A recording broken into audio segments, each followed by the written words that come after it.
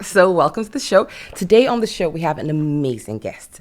It's been such a long time coming, and we finally have her right here with us in the studio. We have Dr. Susie Mitchell. She is the Program Director for Glasgow City of Science and Innovation, GCOSI. She's recognised by Equate Scotland as the leading woman of Scotland for her contributions to STEM and Scotland's advancement. Susie is also a proud member of the Glasgow International Jazz Festival Board, a session vocalist, a presenter, and a contributor to the BBC. She is a scientist. She has a PhD. She's a singer. She's a musician. She's a mom. What can't she do? She also just happens to be the daughter of our very own great ally to the show, Sir Godfrey Palmer, Sir Jeff, human rights activist, Professor Emeritus, and the Chancellor of Heriot-Watt University. We're going to have the best conversation with Dr. Mitchell today and find out all about her work at the City of Science, her career in music, and all the hats she wears, as well as find out how she feels living and being a part of a diverse Scotland. I can't wait to begin. Before, though, everybody, you know what to do. Remember, you can add your voice to whatever we discuss by leaving your comments, suggestions on our WhatsApp number, and that is 0745 990 6822, or you can just call the studio directly. We're right here. Dr. Mitchell's here. I'm here. Serena's here. So call the studio line on 07542 002 891. Once again, that's 07542 002 891. Call us and ask questions. She's right here. You have her. And if you're on social media, you know what to do. 3 magic words: Jambo, Radio, and Scotland. Combine them and you'll find us on Twitter, Facebook, Instagram, emails, wherever you are. And just do it. We're right here. So, welcome to the show. That was a long one, Dr. Susie. Should we call Dr. Mitchell? Can we call you Susie? Susie. Fantastic. Call me Susie. Welcome to the show, Thank Susie. you. We're so glad to have you here. I'm so happy to be here. Thanks for inviting me. Of course. I know I introduced you already, but can you please just introduce yourself to our listeners who are listening right now? So I'm Susie Mitchell. Do you want me to give you a bit of background? Of course, please. I guess I was brought up. I was born in England, and then we moved up here because of, I guess, my dad's work. Ended up sort of being brought up in the east coast of Scotland, so brought up in Pennycook.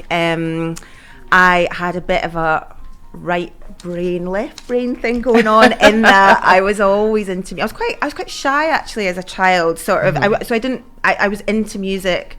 Sesame Street was my thing. Of course. Seeing Prince, people like Prince, Stevie Wonder, you name it. All coming on the show. Yeah, influenced by my dad's musical sort of, the music that he was kind of into too. And that combined, and I think I just sort of innately, it was in my DNA, I just sort of loved music, and particularly kind of funk and soul. And so I started playing the piano. I was really into kind of just making little tunes up myself, but I'd always do it when everyone was out because I was so shy. So I would Did they know? They knew. And I guess I was kind of playing piano, but I wanted to play things that I wanted to play rather than what my piano teacher was telling. Oh, I'm having that right now, my daughter. Right now. So I used to try and, I was, play sort of pop music and music that I was kind of really into, and I'd be singing away on my own. And then I got into guitar and drums actually when I was kind of a little bit older. So I was really into my music and for myself rather than sort of for in performing. Terms of performing. And but probably the influence of my dad, I'm sure, in terms of the science thing. My mum was also a child psychologist, so she was sort of social scientist. And I just was really interested in science from a pretty young age as well. I was always pulling things apart and putting them back together again, much to the dismay of my parents. But and I was always the fixer, so if things went wrong, Susie will fix it. Good. Yeah. Something wrong with that. Susie, you fix it. Interesting. So I and then I kind of got to the point where I had to kind of choose in terms of sort of further education what route I was going to go down. Art or science. Exactly. And I think the education system sometimes tends to put children in a box. She's good at music. Yeah, exactly. And certainly, I mean, I remember an experience at school when I wanted to do something that was quite engineering, and it was regarded as a sort of male boys thing to do. It was an activity week, I remember, and it was car engineering, and I really wanted to do it, and the other choice was guitar tuning. Okay. I remember saying to my teacher, the disparity. It's quite a disparity. She said, why don't you do that? Because you really like music. And I said, well, the thing is, I can tune a guitar, but I can't tune an engine, so I'd rather do that. And she supports you eventually. She said, "Well, Susie, it's probably going to be you and lots of boys, and if you're happy with that," and actually it was, but I was really nervous about it because she wasn't that encouraging. Yeah. But I loved it, and I ended up sort of choosing the route of science, and my undergraduate was in St Andrews. So I did cell and molecular biology, and then I ended up coming to Glasgow in '96 to do a PhD in cancer research. Yes. So that's what brought me to Glasgow. So what was your road to the City of Science, to the Science Centre? Are they the same thing? Oh, by the way, before we ask that, yes, what exactly is the City of Science and Innovation? Because I thought we were at the Science Centre, but then you're a program director. So what exactly is it? I am. Break it down for us? So Glasgow City of Science and Innovation was set up by Sir Kenneth Kalman, who is Susan Kalman, comedian's father. And Sir Kenneth Kalman is a prolific oncologist. He is Chancellor of the University of Glasgow, way ahead of his time in terms of that whole thing about actually arts and creativity and science actually being connected, together. You know, and being really important for one another in terms of innovation. And so Ken, having sort of travelled the world, had kind of recognised that we needed to do something in Glasgow about shouting about what was happening in our city, and really changing people's views in terms of what we were in terms of what we were creating sort of in Glasgow, in terms of our contributions to science and innovation. Right. That story really hadn't been told. And so partly it's about coalescing the stories, the narrative around what Glasgow has and is contributing to sort of science and innovation, and where our kind of areas of sort of specialism are. And to tell that story to one another, to young people, to inspire them, but and I guess importantly as well to attract sort of investment and jobs to the city. So we're storytellers, I guess, in terms of sort of science and innovation, but we're also connectors of, I guess you could call it the innovation ecosystem, which is really rich in Glasgow. And so we connect the dots, we connect academics to each other, but also to industry, to government. And I guess we feel that collaborative working is so important in terms of tackling challenges on the ground, because, you know, innovation is all about problem solving. Yes, problem solving. Yeah. So is it a physical place? Is it inside the Science Centre? So we're hosted by the Science Centre. We are core funded by the Universities of the West of Scotland and Glasgow City Council. And the glorious Science Centre give us a home. And we have about 90 official partners that are part of our network. So we're really a hub, a platform for science innovation on a day-to-day basis. We have inquiries from around the world from people who might say, we're really interested in, you know, do you have anyone on the ground with a specialism in such and such? We're looking to collaborate, you know, so we can do hookups like that.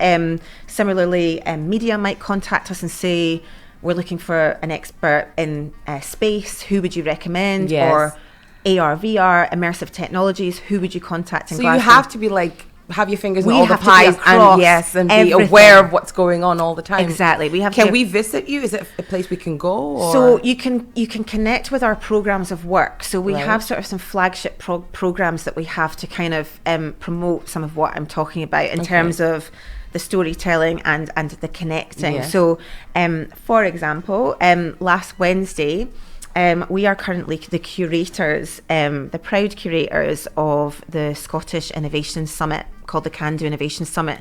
So we ran that last Wednesday. So we had something like 600 or 700 people from Scotland, the UK and globally sort of registered for that event. So again, that was actually a showcase of not just Glasgow but Scottish innovation. So we had around 44 speakers, but we also had international global thought leaders, including an amazing guy actually who I interviewed called Wade Davis from Netflix, who he's the vice president for inclusion at Netflix. So Wade is an ex-NFL player, turned real sort of global expert in inclusion. So he consults with Netflix, Google, Viacom, P&G, you name it, Bacardi. And he helps, I guess, business leaders to integrate diversity and inclusion in their business. In the different businesses. Exactly. And he's got a real focus on, a real interest actually in tech, you know, in the sort of tech industry. So it's amazing to interview him because he can take some of his experience from the NFL. So he was the first black person to come out, you know, in relation, you know, in terms of kind of the NFL. So you can imagine what he experienced. Yes, of course, because they weren't ready for that. It's a bit easier now. Yeah. But at the time, when was he playing? So that's a good question. I think probably about sort of 10, 15 years ago. But he's used his sort of passion for diversity and inclusion to kind of speak to others about, you know, how they might want to think about starting that journey in terms of kind of, embedding the principles of diversity and inclusion and become a more sort of inclusive company. Right, because it's a big thing now, diversity and inclusion. I think every company is doing something to highlight that.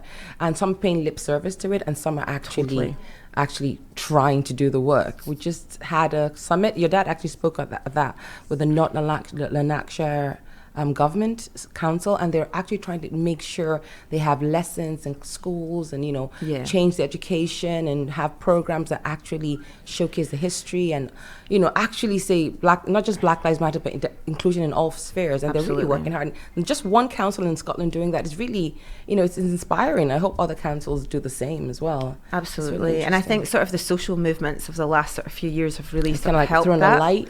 Yeah, and I think companies are getting pressure also from customers and also investors. So investors are saying, they're asking now. It's part of it. Yeah, exactly. It's part of the, you know, the bidding process right now.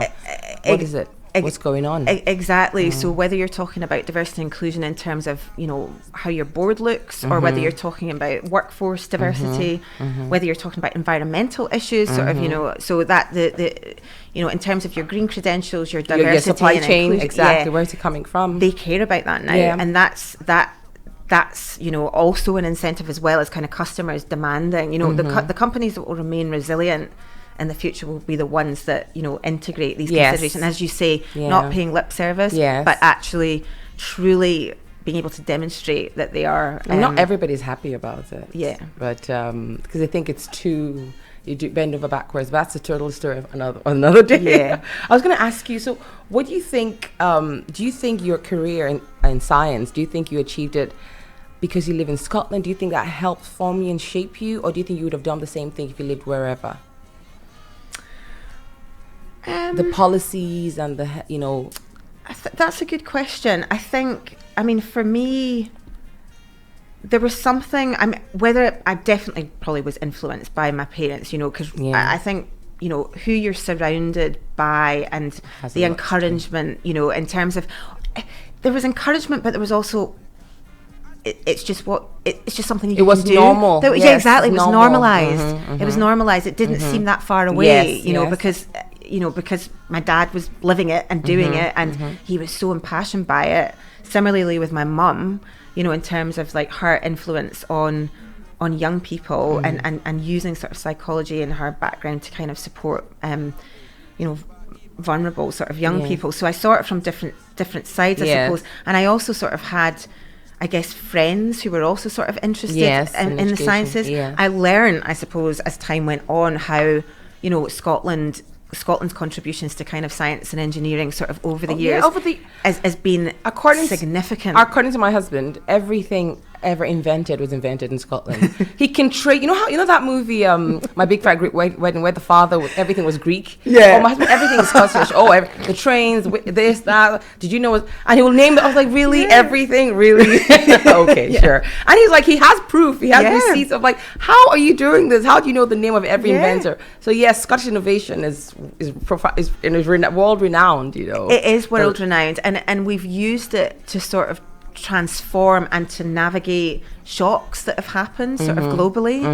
So we've used entrepreneurship and innovation to get, you know, to I guess enable us, you know, when we're sort of faced with kind of global challenges. And I guess that that remains today. It's just that the technologies and the innovation that we're looking at is different, you know, and but I guess that's the thing. I guess challenge-led innovation is key. It's not just tinkering in a lab, you know, and we need to be increasingly, I think, cognizant of that, and I think that's, you know, again, sort of bringing different mindsets and diversity sort of around the table to solve those challenges, and to have those people that are affected by those challenges around the table. I think the community in science innovation are realizing again that is increasingly important if we are to sort of succeed in helping to sort of solve those challenges. And you have a background in cancer research as well. Yes, because you did your PhD in oncology? Yeah, so sort of leukemia research was, so I was particularly looking at a gene that they knew sort of had connections to acute myeloid leukemia. So that was kind of my PhD. So again, sort of when I came to Glasgow, worked up at the Beatson Institute, which is connected with the University of Glasgow. Yes. So yeah, it was an amazing place to be, like just really positive, really intimidating, I have to admit. Everybody's like, you know, walking in, because I can imagine slight imposter syndrome, sort of walking in, you know, for the first time, but so supportive. And I think that's the thing about doing a PhD. It isn't just about the science, it's kind of learning about, you know, research and how you sort of communicate to other people, how you communicate with other scientists.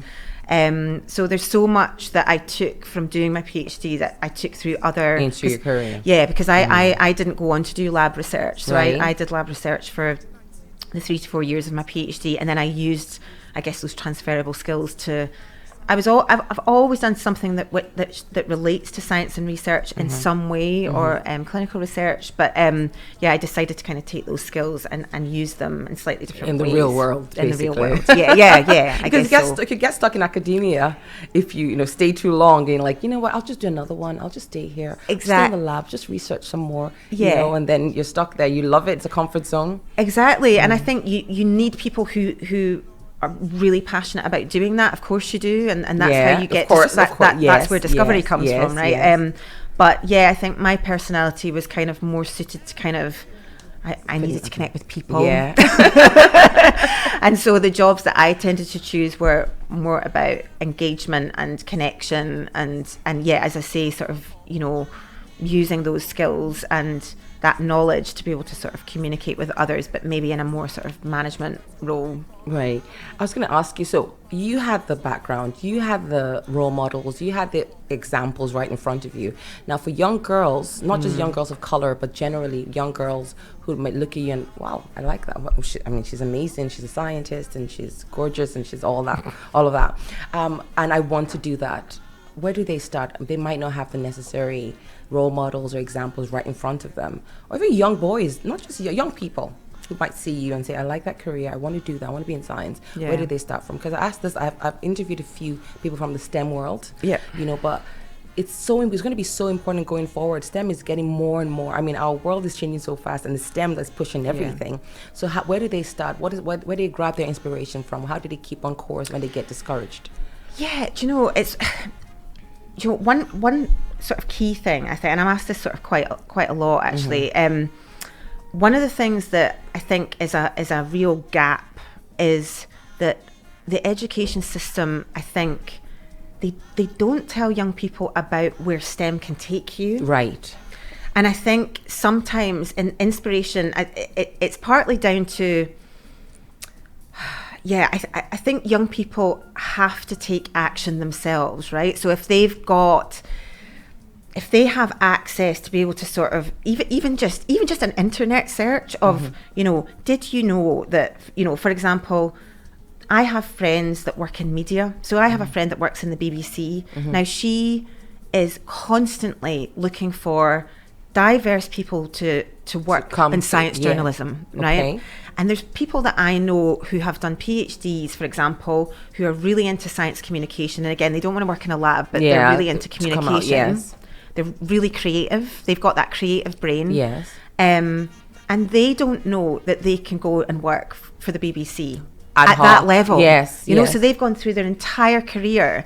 So again, you know, as particularly you might get girls who want to go, you know, become a physicist, but but you may have girls that are really creative who are also really interested in science and technology, but actually want to go down the journalism route, but don't realise actually the two can go together. So but they really need that STEM background, because my friend who recruits into that, actually, particularly when it comes to kind of science journalism, they really need people who understand the science, who then can translate that into something that anybody can kind of consume and understand, and it needs to be really creative and visual, and the storytelling aspect of it is absolutely essential. So to just kind of upskill yourself in terms of where STEM, because STEM can take you actually into any career. I mean, any background benefits from STEM. You know, we need it. Yeah, but again, those transferable skills. I mean, for example, myself as an example,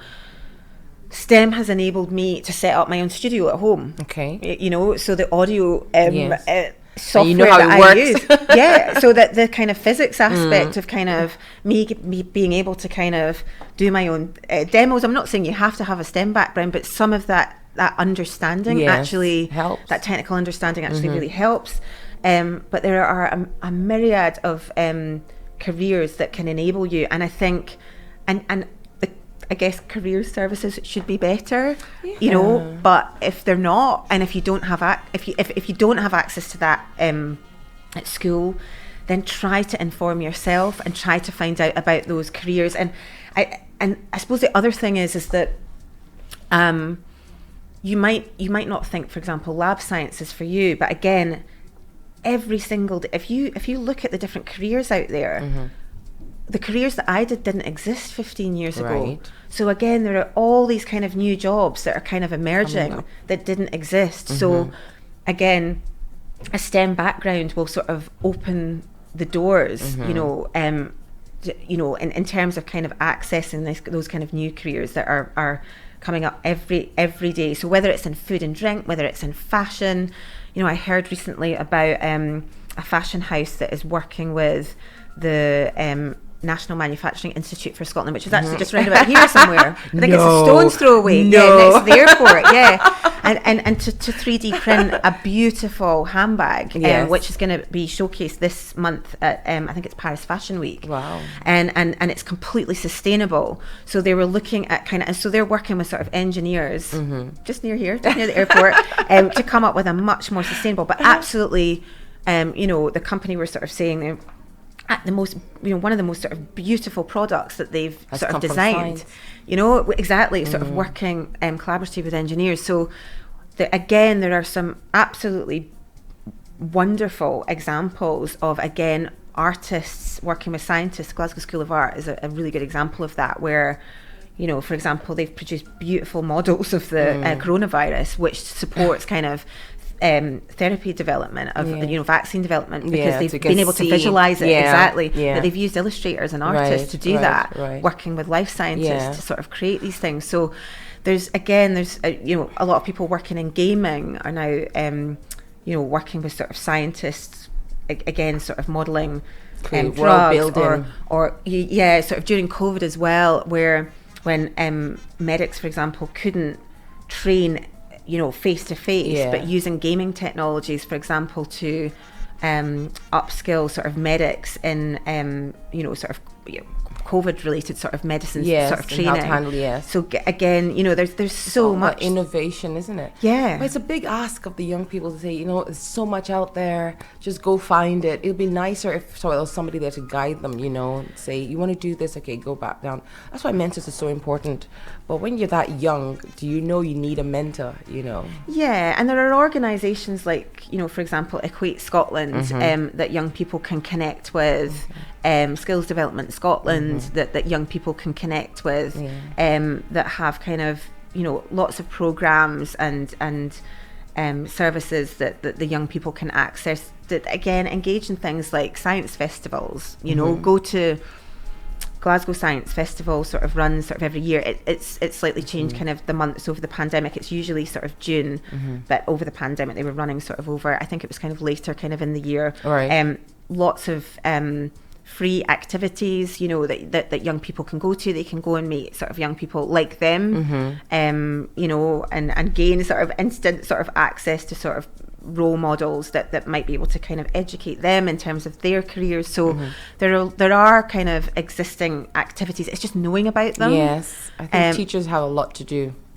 Yeah, to inspire them, because you tell them if you want to do science, you can do. Then they should have, you know, they should know about these resources so you can recommend them to the children. Yeah, and sometimes it can be a bit of a postcode lottery in terms of, you know, the teachers. You know, I remember I had a really inspiring teacher who was really inspiring to me in terms of music, you know, and it's funny, and I didn't think about it at the time, but I think about it now, and I think back, God, that, you know, he really influenced me in terms of music and creativity, and again, how music can tell a story about other things in life and all that sort of thing. So, you know,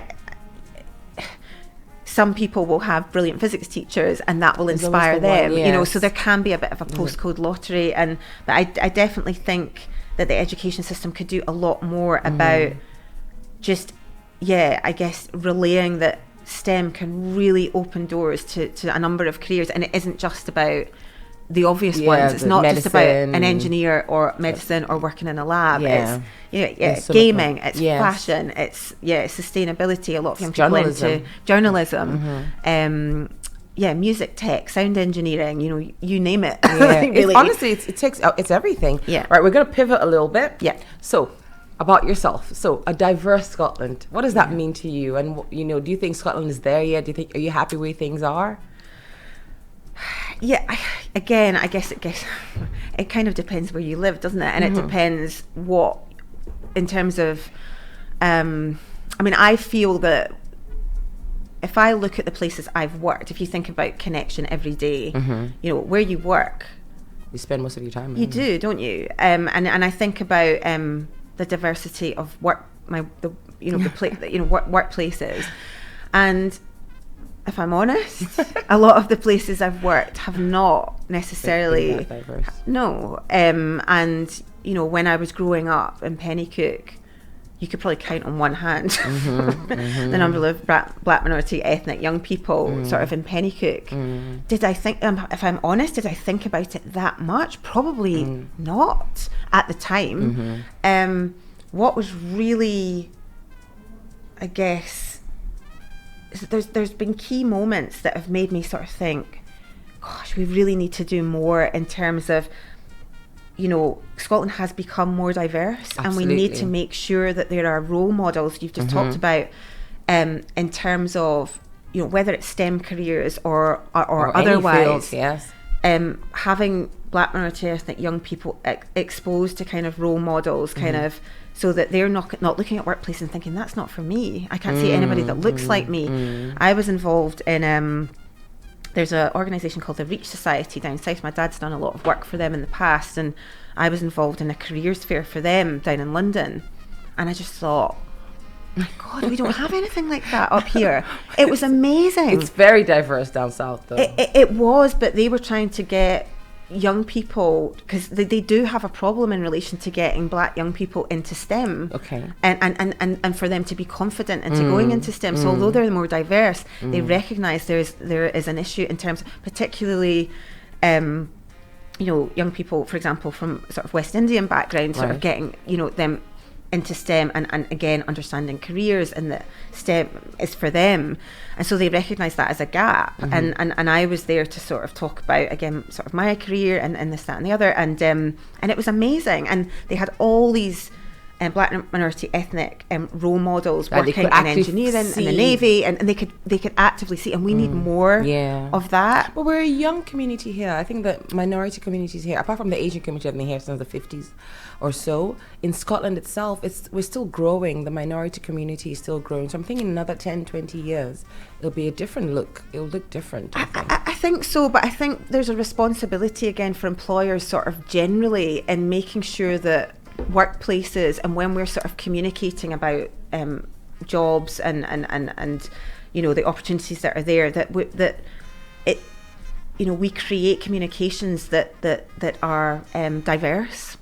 Oh, right. So our listeners are asking, some of them, what is STEM? Because we've been using it as a shorthand. So over to you. So science, technology, engineering, and math. So it's a kind of catch-all. Yeah. So we'll add a few more letters here and there. Yeah. Well, something else recently.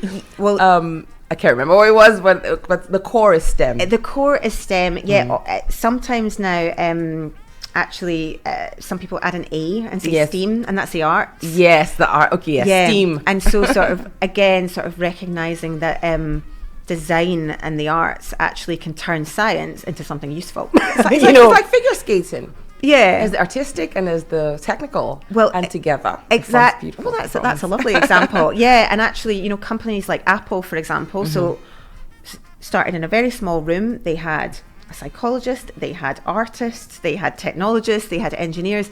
So again, sort of design and technology sort of come together, and usability. Well, they always do, though. They always have. We just see it one or the other. It's like food. It's like cooking.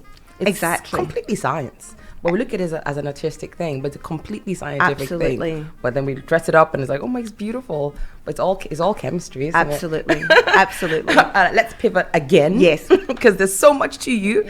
So music. Yes. So are you ever going to leave the science world and focus solely on the music, or one for the other?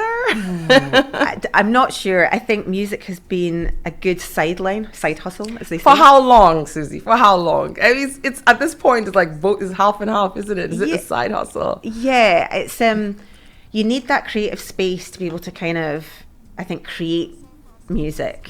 So yeah, certain times in my life it's just things have been so busy. So when I worked for the Commonwealth Games at one point, actually, doing diversity and inclusion for the Commonwealth Games, and that was a really, really busy job, and I didn't have a lot of time for music then. But I think it's really important to kind of build creativity, if you're that way inclined, into life. So I started. Glasgow is such a creative city, and there's such an amazing sort of culture, again, in terms of sort of music, and so many opportunities. And so I got into performance, because as I said earlier, I didn't do a lot of performance when I was younger. I was just shy, and I had pleasure in just sort of playing and in my own company sort of thing. But then when I came to Glasgow, a friend of mine who had I'd moved on from the Beatson at this point. I was working in clinical trials, managing clinical trials in the NHS at the time. She had gone to the Beatson, and a friend of hers had said, "Oh, there's this Glasgow gospel choir. It's great. You should come along." It was non-religious. It was a community choir, but they were it was run by a chap called Jerry Bowie from Liberia, and Jerry it was a mixture of pop, gospel. We used to sing in his native language. Very nice. Beautiful sort of West African harmonies, just amazing. And he would sort of inject that kind of into kind of pop music as well. And so I reluctantly, nervously kind of went on. I remember to that first Glasgow Gospel Choir session, and my friend didn't turn up. Where is she? The set up. I was so nervous. Because I'd never done anything in front. Anyway, it was an amazing training ground. I never really sung as well. Okay. I was pretty ropey, I have to admit. When I so you were more instrumental before. I was more instrumental, although I did kind of sing along to kind of, piano playing and what have you, and guitar. But so Jerry was an amazing mentor, and it was just that there's nothing like it, being surrounded by other singers and creating sort of harmonies together. It's really uplifting, and you can just forget yourself. And anyway, fast forward several years, I ended up becoming a lead vocalist. Wow. And then I met my really good friend, my singing wife, Jane, and Jane and I ended up becoming, our voices just merged blend beautifully. There's something that there's a point in the middle. So Jane is a soprano and I'm alto, and there's a point in the middle where we sound identical. It's the bringing eerie. together. Wow. And sometimes when we record vocals, we say, "Is that me or is that you?" You know, it's unbelievable. So it's almost like sometimes in families, you know, when you get it's like yes, you know, and they harmonize beautifully. It's the blend. So we used to get booked a lot for gigs, and we ended up spinning out and becoming sort of session vocalists. Wow. So. We started our session vocal career, so we've done a lot of work with lots of different artists over the years. Yeah, that's just incredible. Like your day job, your night job, or the night job and the day. It's amazing. But I need it though, you know. And I think that outlet. Yes, yeah, I know what you mean. I can sit for hours if I've got time. It's a bit more difficult now with a young baby, but yeah, and just lose myself sort of in the music. But and being inspired by. Jane's got the most incredible voice as well, and I think just working with you know, musicians that really sort of inspire you, but also kind of I like turning my hand to lots of different types of music as well, and being a session vocalist, you can do that. Yes, you know, so and you don't still restrict play? yourself. Do you still play? Not so much. I mean, I use my background in sort of piano to write music, to give me the basics of composition, and but then we'll work with actual you know, seasoned session musicians to create. I remember my kids were just starting to learn piano, and they're like doing okay, and then a woman can visit us, someone came visit us, a family friend, and her kids came with their instruments. They actually came with, and then one had and the other one just sat at the piano, and my daughter was like, "Oh, okay, this is real." What I've been tinkering around. She's much better now, but that day I think was the day she realized, "Oh, okay, so people actually play properly." It was hilarious. I know what you mean. But the real. Oh no, absolutely. Unreal. But I think and it's great that she's doing it though. And if you get to the point where, you know, I think I kind of got to the point where, you know, you can compose yourself. Yeah, you know what you're doing. Exactly. You can play, but they can play. They can play. They can play. Absolutely. So I was thinking about ethnicity, right? Is that an okay subject for you? We can talk about it. I was thinking, so you grew up, your dad's Jamaican, your mom is English? She is. But you all lived in Scotland? Yes. So how do you see yourself? Do you see yourself as black, as Scottish, as one or the other, both amalgamation of sorts, or? Yeah, I think I see myself as mixed. Okay. That's a very UK thing. Yeah. It's interesting. It's a very, because in America, if you're mixed, you're black. Yes. But here, if you're mixed, you're mixed. End of. I find that really interesting. Yeah, because I just feel like I'm a mixture of cultures. Mm-hmm. Because of my mum and dad. Yes. And also, I guess I've been in Scotland since I was 2. Mm-hmm. You know, so I feel Scottish and British, I suppose.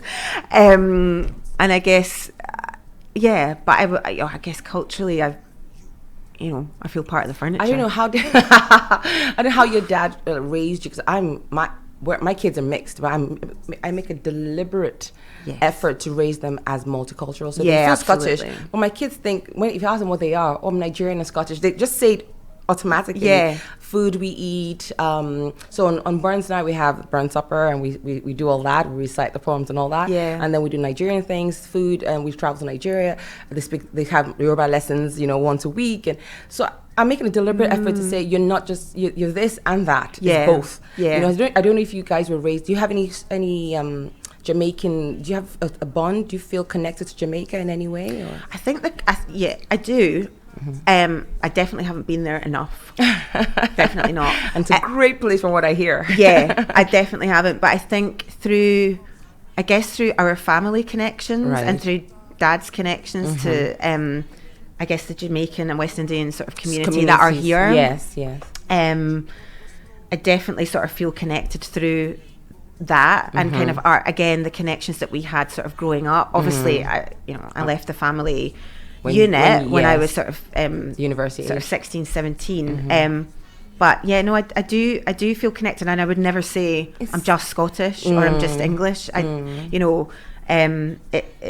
There's a pool. There is, especially. I mean, it's something that can't really be defined. Yes. You can over-define it sometimes, but you can't really remove it completely. No. Yeah, I mean, like where I'm from. Where your father is from, where you're from. It doesn't even matter if you've never set foot there. Like where his village, where he's from, that tribe is automatically where you're from. Wherever you live or in the country, it doesn't matter.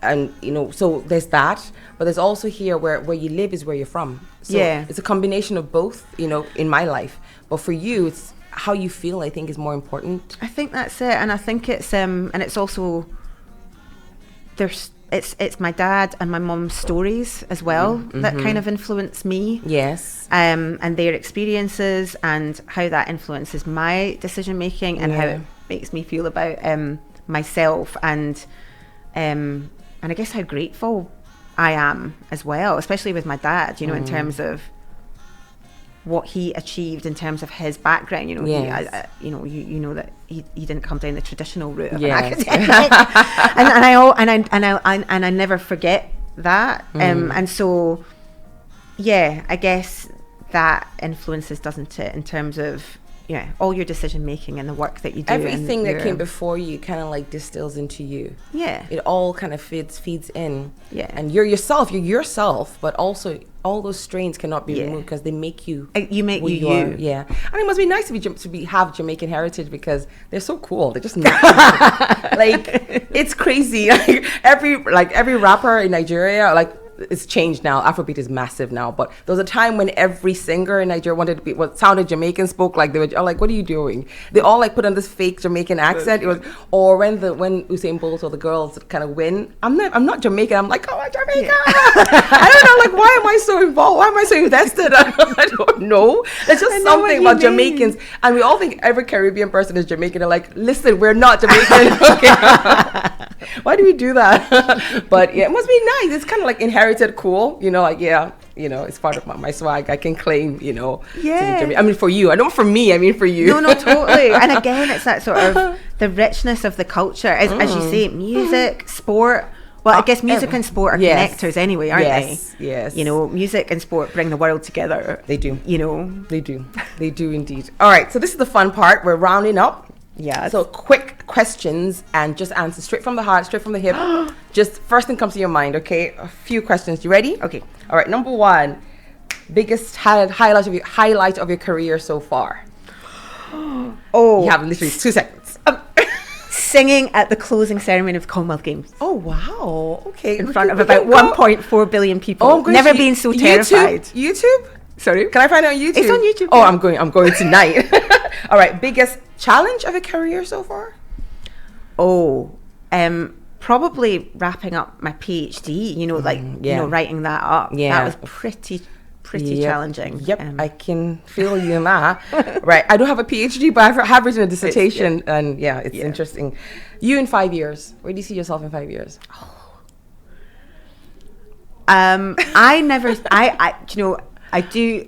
I don't hate the question, but I always say, because they always ask you that in interviews, don't you? I never plan, which is why I've done so many different jobs. Things. My whole thing is Maya Angelou quote, if you don't like something, change it. If you can't change it, change your attitude.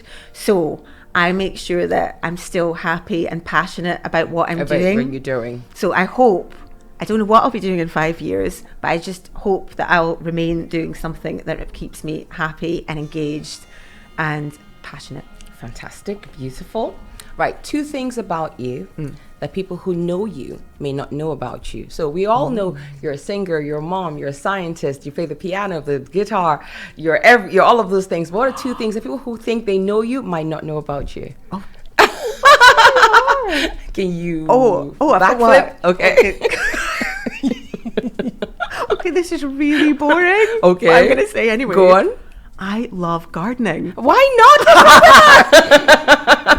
I love a bit of gardening. Why not? It's very British, isn't it? It's so British. That was from my mum's side. Oh, yes, that's very much. We're like, no, we just hire somebody. It's okay. Okay. So that's really boring. That's one. But I do love it. I love being outside. Okay, another thing. Sing in the shower. Oh, you're a singer, so that doesn't count. Yeah. I can't think. I tell too much. I tell too much about myself, don't I? So no. We know the greatest hits, but I'm sure they're the minor hits as well. Well, I guess, okay, this is singing related, but I guess some people don't know that I supported James Brown. Why did you lead with that? You could have led with that. I mean, I can't believe that. Really? Yeah. So, do you hear that, Serena? Wow. Serena. So that was a career highlight. But that's amazing. Sometimes, So yeah, like I did that. Yeah, I supported James Brown. That was pretty amazing. All right, hip hop or dance hall? Hip hop. Okay. Classical or jazz? Jazz.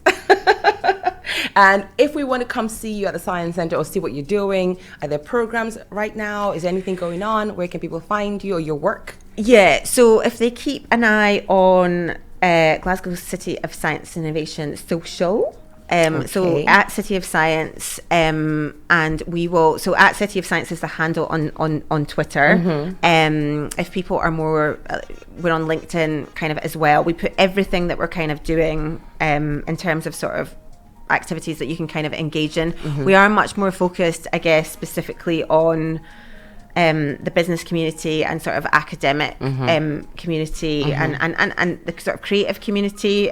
So we're kind of focused on sort of small and medium-sized enterprises and entrepreneurs.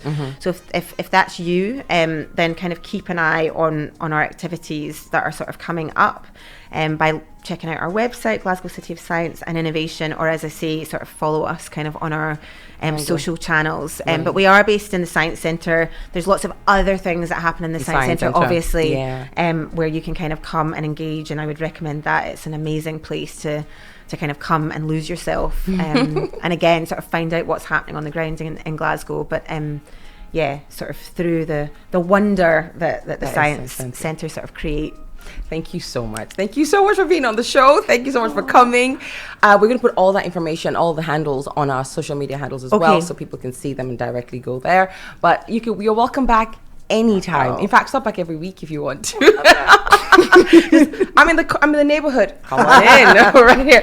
Listen, anytime you're welcome. Thank you so much. Wish you all the best of luck in your career going forward. Thank you. And whatever you're doing in 5 years' time, we'll be watching. I know I'm watching your YouTube video tonight. I know what I'm doing tonight. I don't know 5 years, but I know what I'm doing tonight. But thank you so much for being on the show. It's a pleasure. I'm going to play a special song for you. So that was Dr. Susie Mitchell of everything we just talked about, the Glasgow City of Science and Innovation, session musician, session vocalist, mom, scientist, PhD holder, everything. I'm fangirling right now, but we're ending the interview right now. We're going to come back in part 2 with Sparrow and Serena, but this is Gambia by another inspiring lady, Sona Jobater. Enjoy, and we'll see you on the other side.